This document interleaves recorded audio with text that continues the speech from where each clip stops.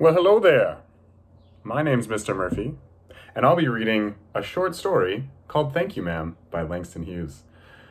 I'd like you all to think about a few questions while you're listening to this story. Why do you think Mrs. Jones reacts the way she does? How does Roger's actions change during the story? And why do they change? This story will take a few moments, as it's about 3 pages. While you're thinking and reading, and listening, I also would like you to think about the who, the what, the when, the where, and the why. If you want to take a moment to write those questions down, please rewind the tape, and let's get ready to read. Thank You, Ma'am by Langston Hughes. She was a large woman with a large purse that had everything in it but hammer and nails. It had a long strap, and she carried it slung across her shoulder. It was about 11 o'clock at night, and she was walking alone when a boy ran up behind her and tried to snatch her purse. The strap broke with a single tug the boy gave it from behind.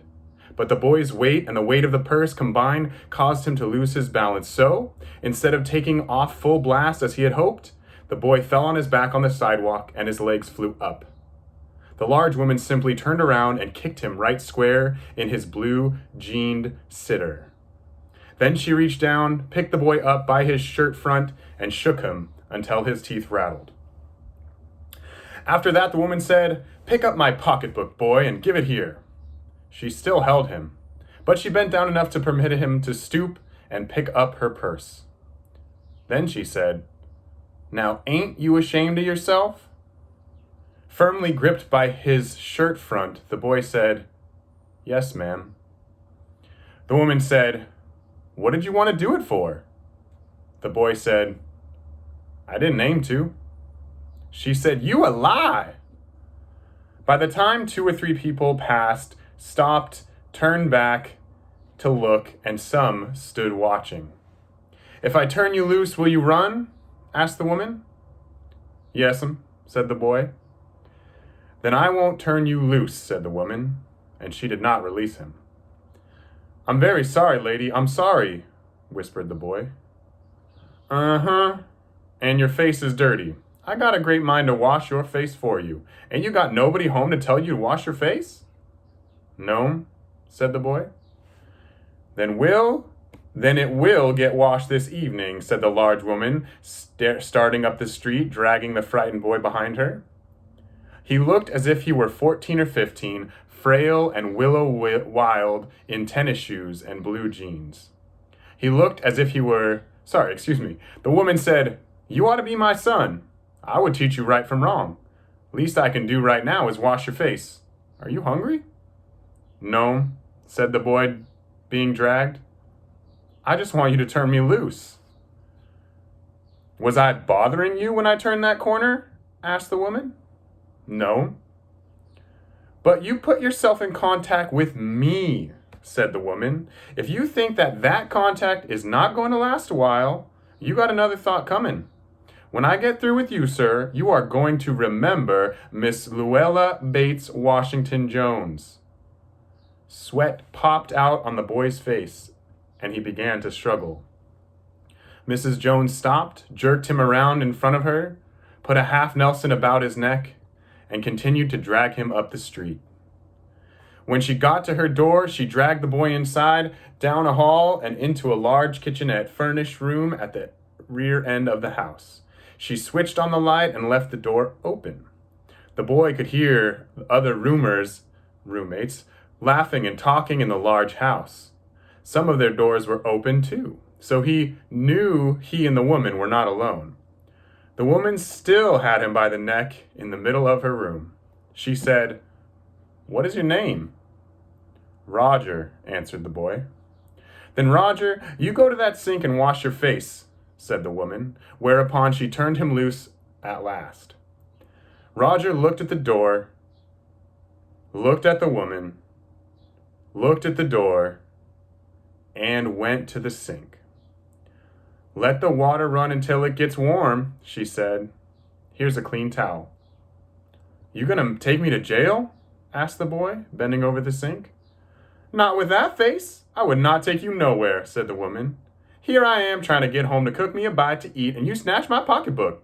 Maybe you ain't been to your supper either, late as it be, have you?" "There's nobody home at my house," said the boy. "Then we'll eat," said the woman.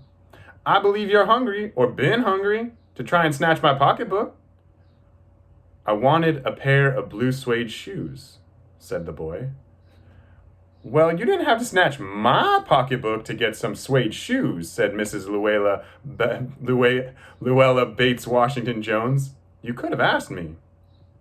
"Ma'am?" The water dripping from his face, the boy looked at her.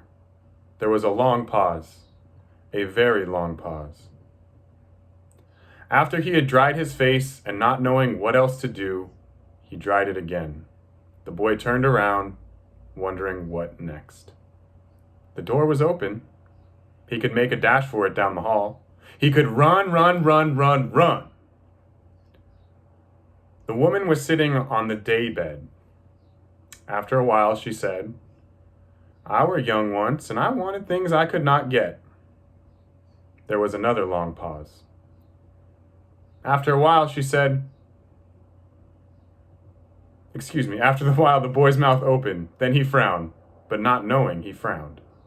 The woman said, "Uh-huh, you thought I was going to say but, didn't you? You thought I was going to say, but I didn't snatch people's pocketbooks. Well, I wasn't going to say any of that." Pause. Silence. "I have done things too which I would not tell you, son. Neither tell God if he didn't already know. So you sit down while I fix us something to eat. You might run that comb through your hair so you will look presentable." In another corner of the room, behind a screen, was a gas plate and an icebox. Mrs. Jones got up and went behind the screen. The woman did not watch the boy to see if he was going to run now, nor did she watch her purse, which she left behind her on the daybed. But the boy took care to sit on the far side of the room where he thought she could easily see him out of the corner of her eye if she wanted to. He did not trust the woman to not trust him. Or he did not trust the woman not to trust him. He did not want to be mistrusted now. "Do you need somebody to go to the store?" asked the boy. "Maybe to get some milk or something?" "Don't believe I do," said the woman, "unless you just want sweet milk yourself. I was going to make cocoa out of this canned milk I got here." "That'll be fine," said the boy. She heated some lima beans and ham she had in the icebox, made the cocoa, and set the table. The woman did not ask the boy anything about where he lived, or his folks, or anything else that would embarrass him. Instead, as they ate, she told him about her job in a hotel beauty shop that stayed open late, what the work was like, and how all kinds of women came in and out, blondes, redheads, and Spanish. Then she cut him half of her 10-cent cake. "Eat some more, son," she said. When they were finished eating, she got up and said, "Now, here, take this $10 and buy yourself some blue suede shoes. And next time, do not make the mistake of latching onto my pocketbook nor nobody else's. Because shoes come by devilish like that will burn your feet. I got to get my rest now, but I wish you would behave yourself, son, from here on in." She led him down the hall to the front door and opened it. "Good night. Behave yourself, boy," she said, looking out onto the street. The boy wanted to say something else other than, "Thank you, ma'am," to Miss Luella Bates Washington Jones, but he couldn't do so as he turned at the barren stoop and looked back at the large woman in the door. He barely managed to say, "Thank you," before she shut the door, and he never saw her again. So, the who, the what, the when, the where, and the why are something I'd like you to look back on. If you'd like to listen to the story again, I'd appreciate it. There were a few hiccups in my reading, but I hope you can bear with that. Again, this is called Thank You Ma'am by Langston Hughes. The 3 questions that you might want to refer to are, why do you think Mrs. Jones reacts the way she does? How does Roger's actions change during the story? And why do they change? Thank you for listening. I hope this was a fun experience. Have a great evening, and thank you.